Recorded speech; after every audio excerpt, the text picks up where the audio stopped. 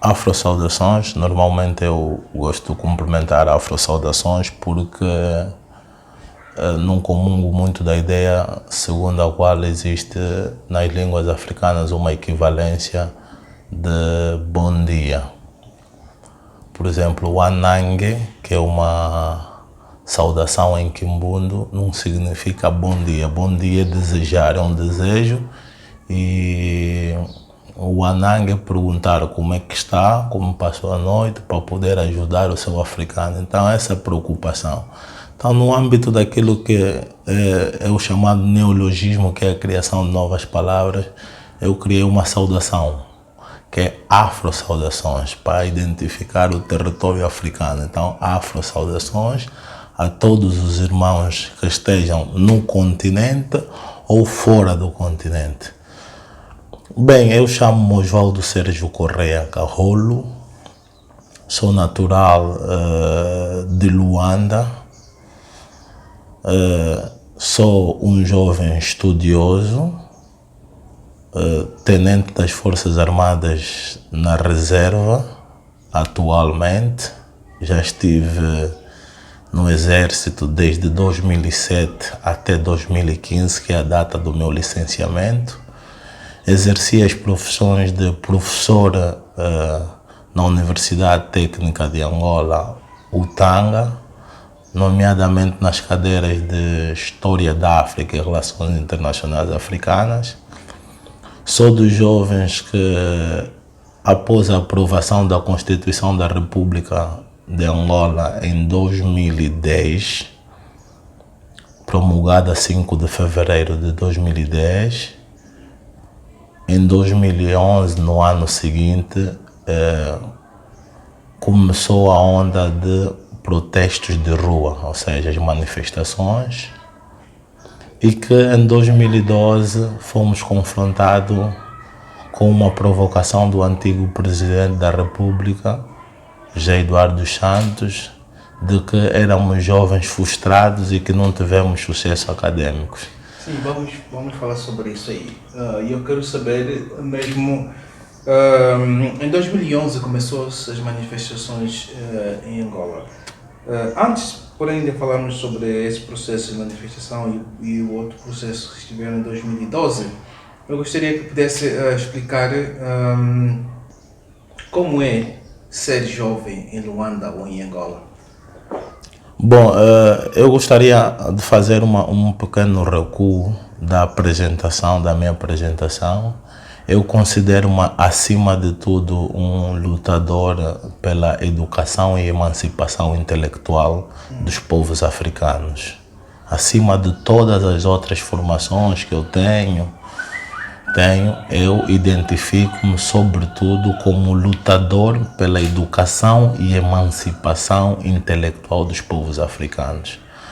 Bom, ser jovem em Angola e em Luanda, principalmente, é um processo de exclusão daquilo que são as políticas públicas, porque a juventude em Angola nunca esteve no centro das atenções de quem governa, e quem governa sempre criou o entretenimento para poder distrair a juventude da realidade, ou reprimiu sempre todas as iniciativas que a juventude tendem a criar. Então, ser jovem em Angola é ou acomodar-se, acobardar-se e então dar a cara, mas que isso leva a consequências muito graves,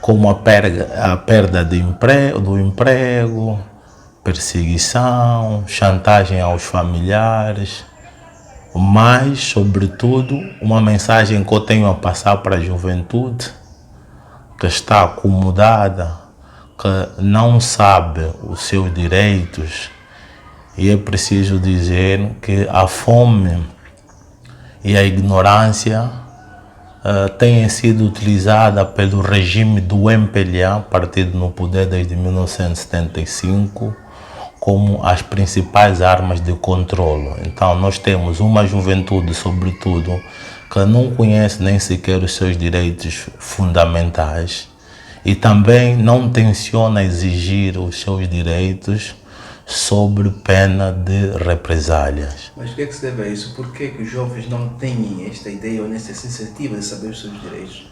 Bem, porque aconteceu uma chacina em 1977. O medo em Angola foi perpetuado em 1977 com o chamado fraccionismo, em que a maior parte da juventude angolana foi dizimada. De lá para cá, nós crescemos com determinados incentivos para que a gente não questionasse o rumo do país. Era tudo. Menino, não te metas aí. Menino, não fala política. E vimos também assassinato de muita gente que julgava ou exigia os seus direitos. E isso colocou, de certa forma, a juventude nesta letargia que está hoje. Porque o país não é assim tão aberto como algumas pessoas julgam. O país tem problemas graves de liberdade de expressão. Quando você vê um presidente a sofrer uma crítica e diz, por exemplo, não gostei, significa dizer que esta mesma crítica não faz parte daquilo que é o regime democrático que se diz ter no país. Além do mais, não existe democracia onde há fome. O principal mecanismo que tem sido utilizado durante este tempo todo, como eu já disse, é a fome e a ignorância. A maior parte dos angolanos, essencialmente a juventude, julga que eles são pobres. Quem vive no Kazenga, Dangeré, Bom do Chapéu, Malueca, Sambizanga, Prenda, Rocha, aqueles locais onde não tem nem saneamento básico, nem hospital, nem escola de qualidade, eles dizem que são pobres.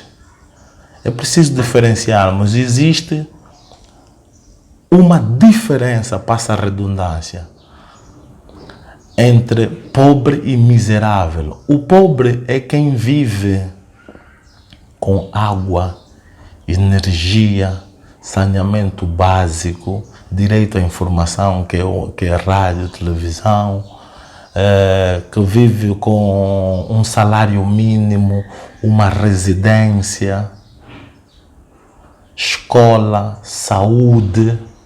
Este sim é pobre, como vivem na Europa, na Dinamarca, por exemplo. As pessoas não são ricas, não. Só têm o básico. O básico.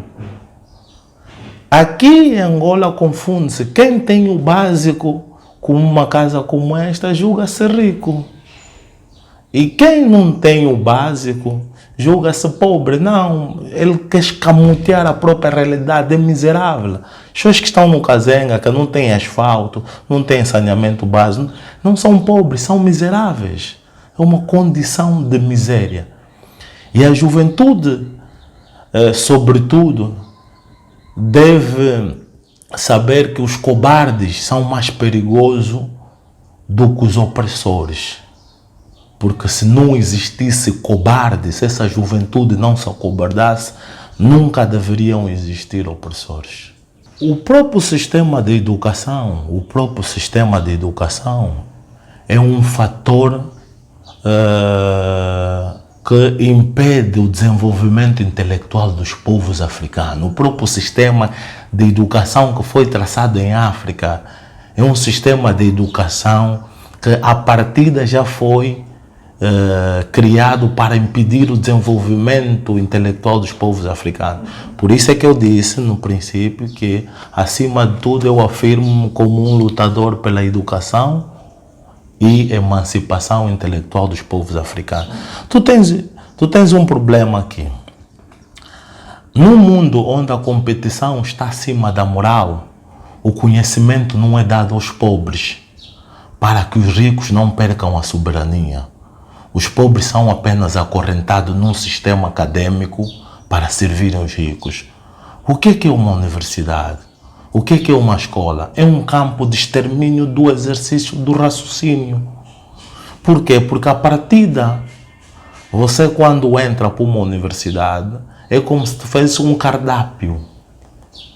Tu deves fazer o quê? Deves absorver para depois reproduzir. Só que este repetismo que tu fazes, segundo Jean-Jacques Rousseau, segundo não sei o quê, isto dá-te a sensação de que você está a pensar. E é preciso não confundir, e eu já disse aqui, num mundo onde a competição está acima da moral, o conhecimento não é dado aos pobres para que os ricos não percam a soberania. É assim em toda parte do mundo. O conhecimento não é dado, não é passado na universidade. Tem que investigar. Falando de investigar, tens aí um livro na mão. Pelos vistos é um elemento que faz muita leitura, não é? Okay. E vemos que os jovens em Angola não dedicam-se à leitura. Como tem sido a sua vida como leitor e o que vê dos jovens que não fazem leitura? Já que é um elemento que tem sido lutador da educação para a libertação dos povos africanos, não é isso? Ok. Bom, é assim, a juventude anda em greve com conhecimento porque aprendeu que o país tinha dono, ou tem dono. Por isso andam de costas viradas com conhecimento. Aqueles que têm padrinho na cozinha saboreiam um bife. Aqueles que não têm comem um pão com duração de 3 dias, um pão que já está aí há 3 dias. E enquanto isso, a saga do ensino medíocre continua com a fórmula mais uma cuca, menos 2 livros. É este o problema. A juventude anda em greve com o conhecimento porque o país já tem dono. Há quem diz, está a estudar só o bué, se o filho do Zé Eduardo é que vai mandar. Está a estudar o bué, se o filho do João Lourenço é que vai mandar. Então, estão a ser programados na sua própria terra e a serem relegados a si mesmo, um lugar de escravos. Imagina uma coisa. Os nossos avós, no momento do processo de descolonização, que eu não chamo de descolonização, eu chamo de tortura física. Depois, se quiser perguntar-me, eu respondo porque é que eu chamo isso de tortura física. Porque agora estamos na tortura intelectual e na tortura financeira. Né? A escravidão apenas sofreu reforma. No momento da tortura física, os nossos avós não tinham nenhum grau acadêmico, mas conseguiam fazer estalas, conseguiam traçar estratégias de como derrubar o sistema colonial. Hoje tens as universidades a tirar aos montões de licenciados em Angola, mas ninguém desses licenciados consegue dar resposta adequada ao sistema de opressão que se vive hoje. Por quê? Porque num país que é esta Angola, governado pelo medo, diploma significa escravo com qualificação. Em Angola nós não temos formados, temos escravos com qualificação. Não está a ser muito, como direi, muito rígido na abordagem. Sim, na abordagem dos casos, porque... Não, nós devemos chamar os bois pelos nomes. Não podemos ter medo de dizer isto. Ok. E nesse caso... Só para lhe dizer, só para acrescentar, que quando um intelectual se vende, ele torna-se mais criminoso do que a pessoa que lhe comprou. Porque os efeitos da venda de um intelectual são muito mais devastadores para uma sociedade. Vê quantas pessoas se venderam. Tem muitos exemplos. Eram intelectuais, falam um pouquinho. Nesse país virou moda falar um pouquinho E depois toma um dinheiro, cala a boca e está ali. Aquilo que eu tenho estado a dizer. O MPLA finge ser democrata, realizando eleições, e com estas leis da Xaxa.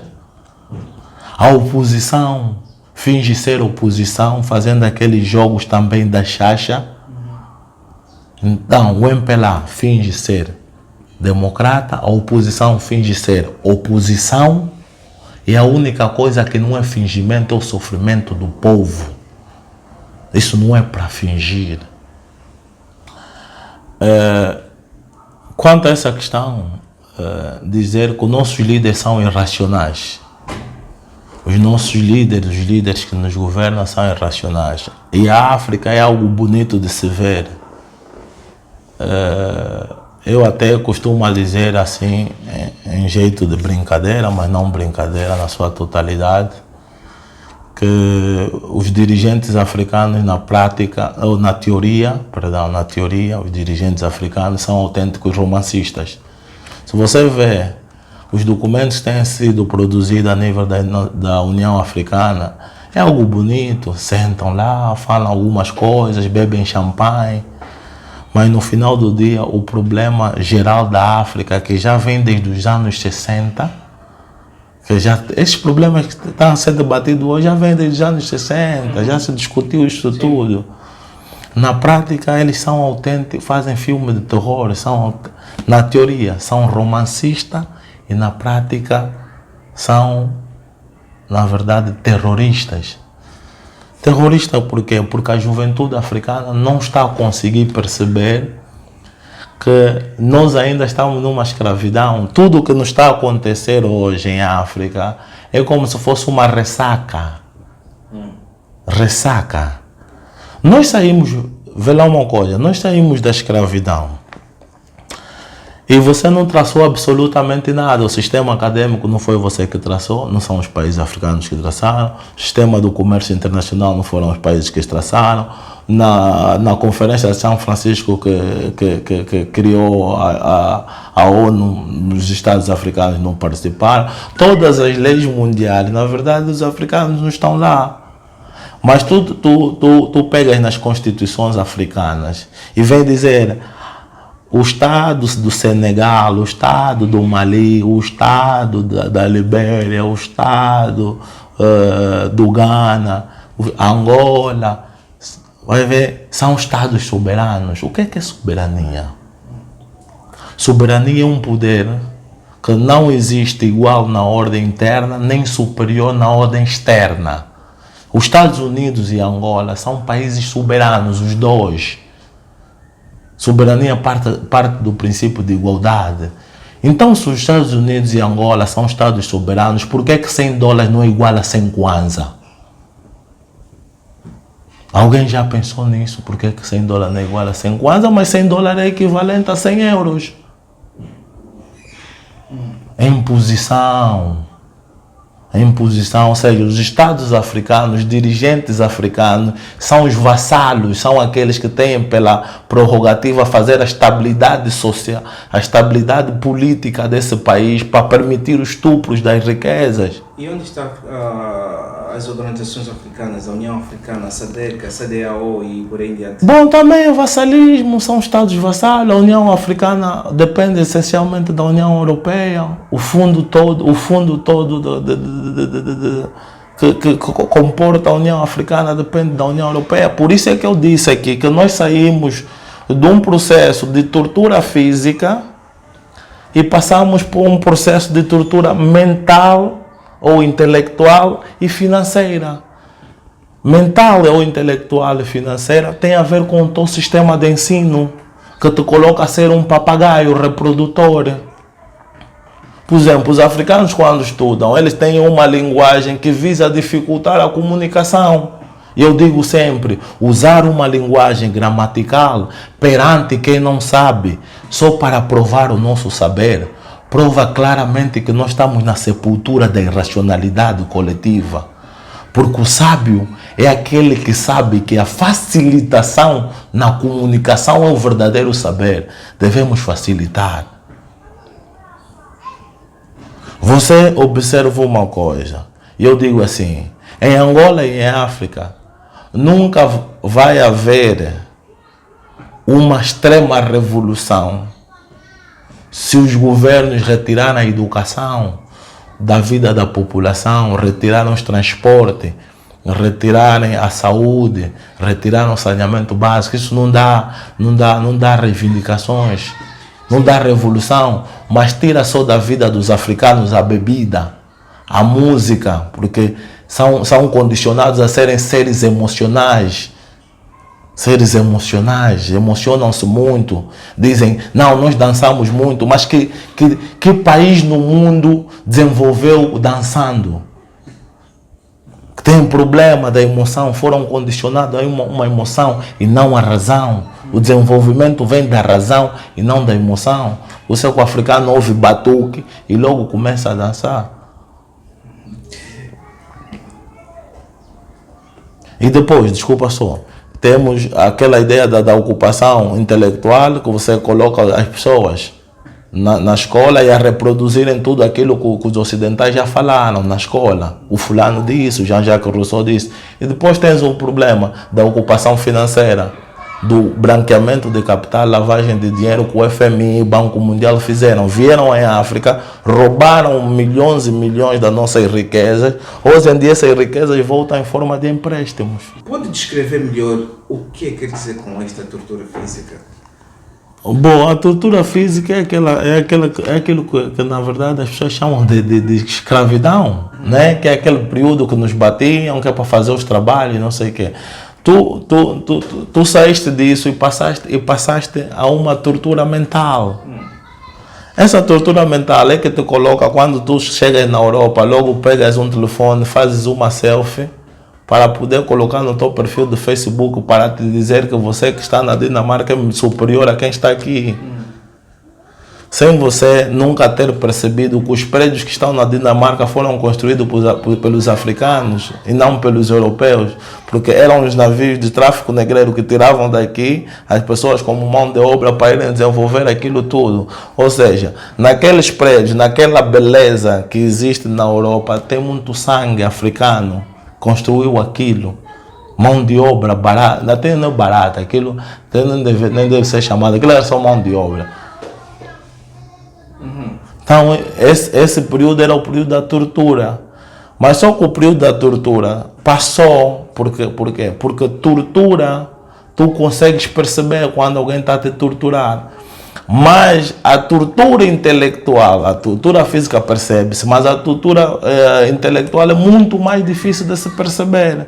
Por quê? Por isso eu digo assim, por exemplo, que a pior escravidão é aquela que te faz pensar que você é livre. Por que os governantes africanos têm esse comportamento? Tendo em conta que eu tenho amigos de toda a parte do continente africano e de toda a parte do mundo, não é?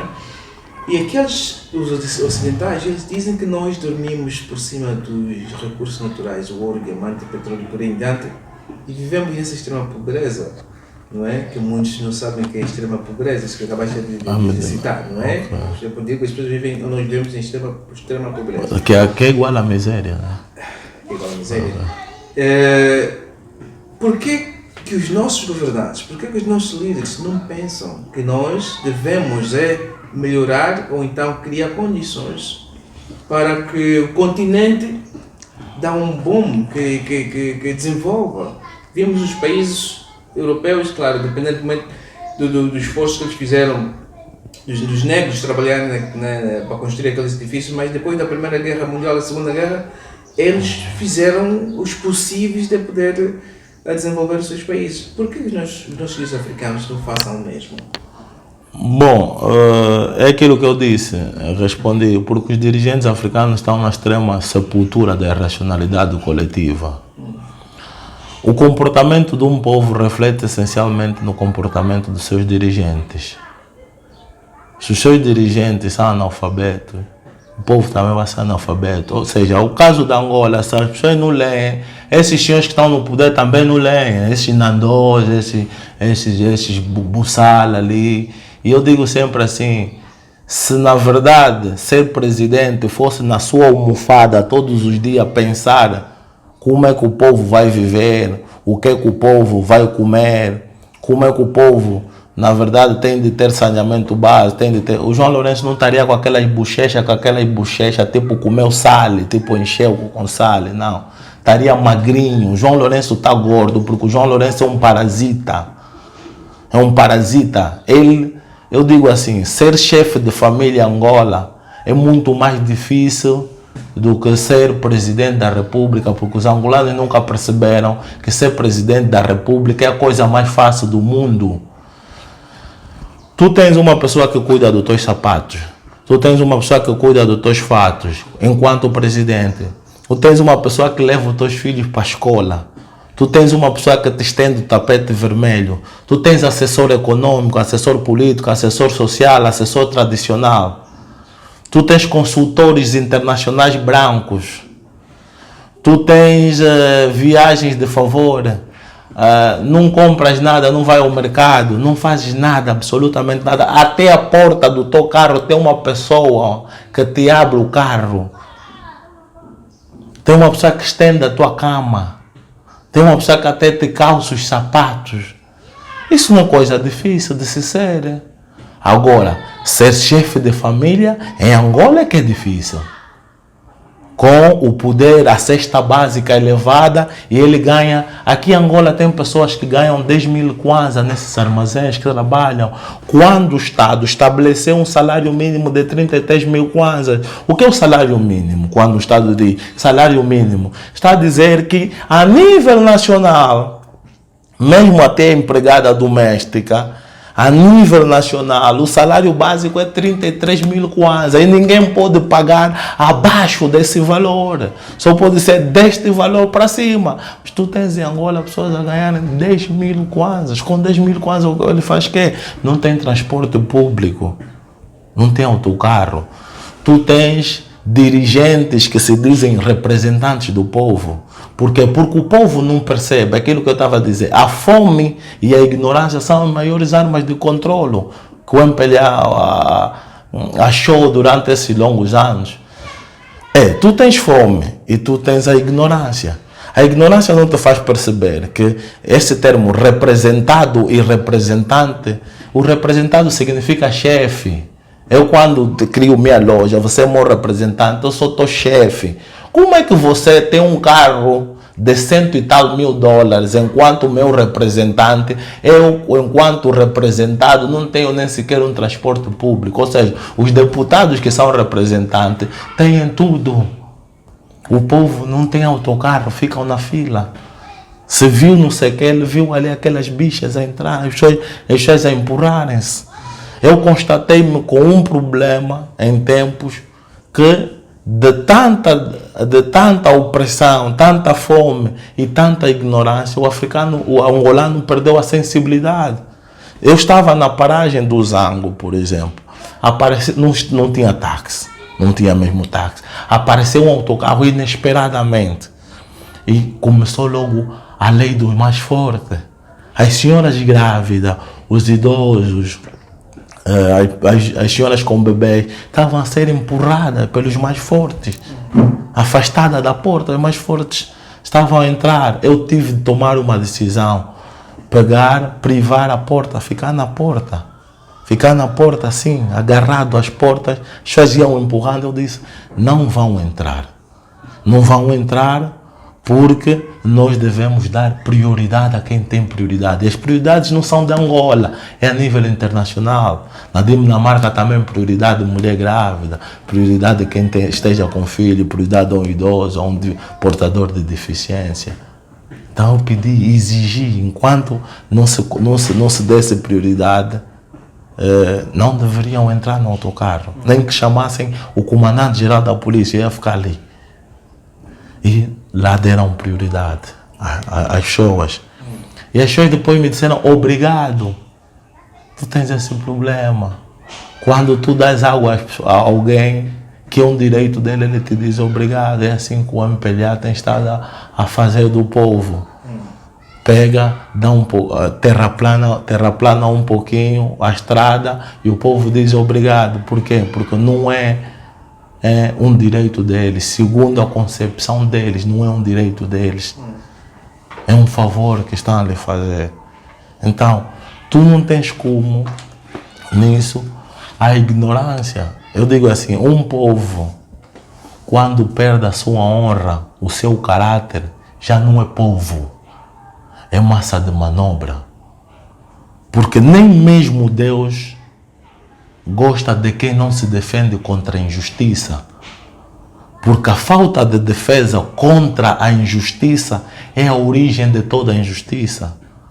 São 44 anos a apanharmos na cara e ninguém bota fim nisto.